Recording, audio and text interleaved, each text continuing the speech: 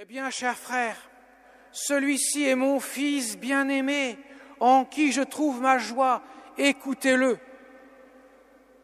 Telle est la voix du Père qui se fait entendre. Elle se fera entendre 3 fois dans l'Évangile.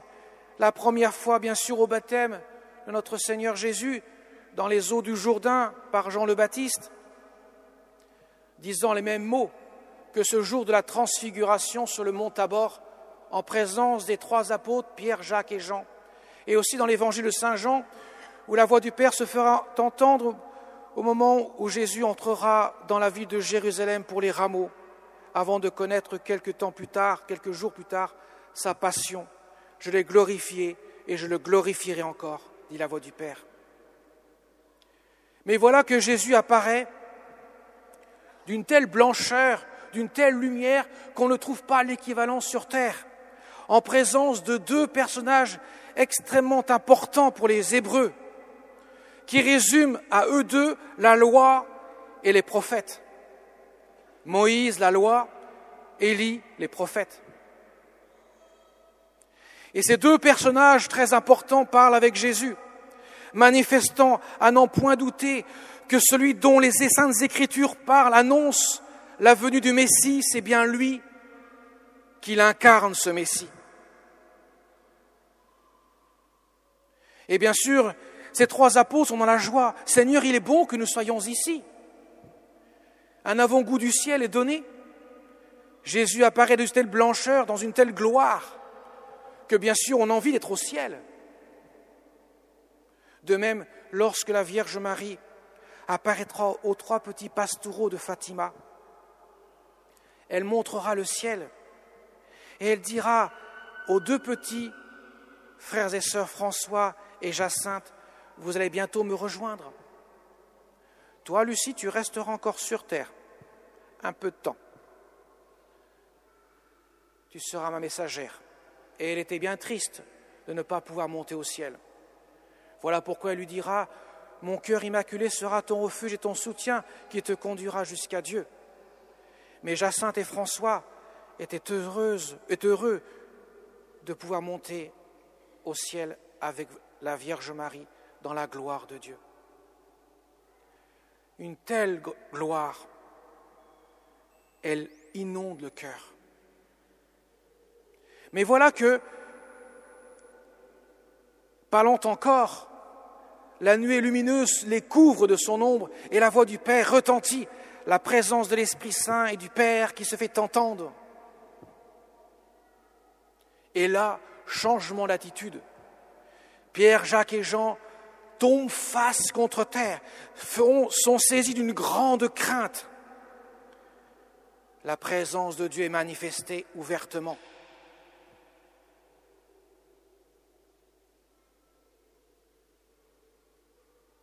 À n'en point douter, celui-ci est Dieu. C'est mon Fils bien-aimé, dit le Père. Écoutez-le. Alors pourquoi Jésus apparaît transfiguré sur la montagne du mont Tabor? Et pourquoi devant ces 3 apôtres, Pierre, Jacques et Jean? Pourquoi pas devant tous les apôtres? Pourquoi pas devant toutes les foules qui viennent à lui? Puisque ces foules seront versatiles, changeront sans cesse d'attitude envers Jésus. Eh bien, parce que Pierre, Jacques et Jean vont être témoins d'un moment de frayeur tellement grand qu'ils auraient pu perdre la foi, à savoir l'agonie de Jésus, l'instant même où Jésus prendra tous les péchés de tous les hommes de tous les temps sur lui, afin de les engloutir dans sa mort. Par sa mort, qui est la conséquence de son amour donné, jaillira les flots de l'éternité bienheureuse, jaillira les flots de la rédemption, du salut des hommes. Ces 3 mêmes apôtres vont être témoins d'une telle frayeur qu'il fallait bien les fortifier par la vue d'un avant-goût du ciel, la gloire qui revêtira le Christ lorsqu'il montera au ciel le jour de l'ascension. mais qui sera encore voilé entre la résurrection et l'ascension. Et vous savez, pour prendre encore cet exemple des 3 pastoureaux de Fatima, Marie leur a montré le ciel, mais leur a aussi montré l'enfer. Et ils étaient profondément effrayés par ce qu'ils ont vu. J'en veux pour preuve, ce jour-là, le 13 juin 1917, une photo de ces 3 enfants a été prise. Et on voit des visages ravagés par ce qu'ils ont vu. L'horreur du péché, l'horreur de la mort éternelle, l'horreur de la souffrance. On peut comprendre ainsi pourquoi Jésus a besoin de fortifier cette foi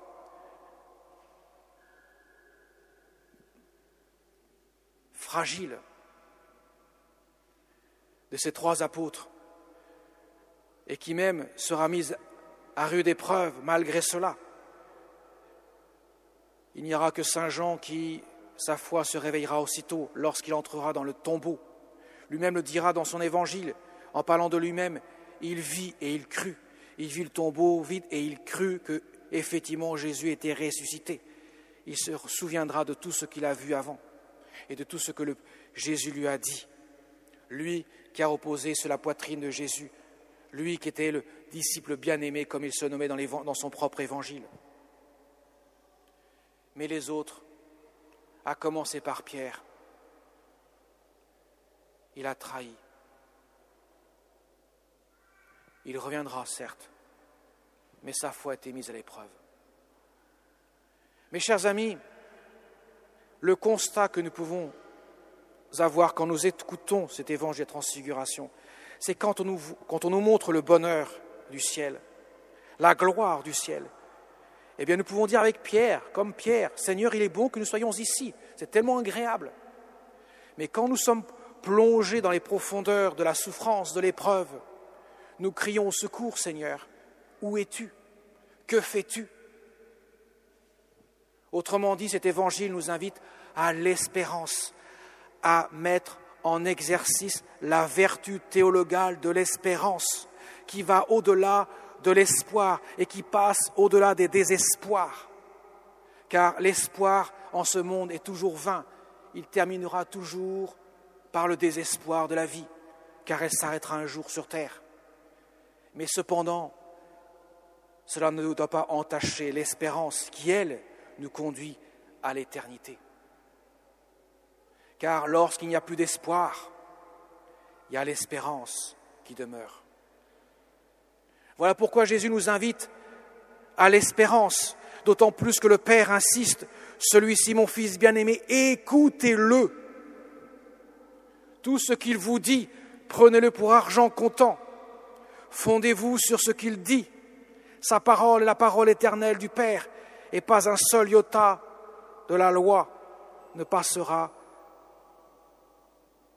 avant que tout cela soit réalisé dans le Christ même. Car tout ce qu'annoncent les Saintes Écritures, tout ce qu'annoncent la loi et les prophètes s'accomplit dans le Christ lui-même. Lui, Jésus, qui se prépare à monter à son Golgotha, à Jérusalem, pour établir la justice, Jérus, et la paix, Salem, ville de justice et de paix, pas terrestre, mais céleste, parce qu'il rétablira la justice par rapport au péché. Nous qui sommes devenus injustes, qui avons plongé dans l'injustice par rapport à Dieu, le Fils éternel du Père nous justifiera dans sa croix, il nous rendra justes et il apportera la paix entre Dieu et l'humanité, lui qui est l'unique médiateur duquel jaillit les flots de la miséricorde divine. Alors mes chers amis, pour conclure,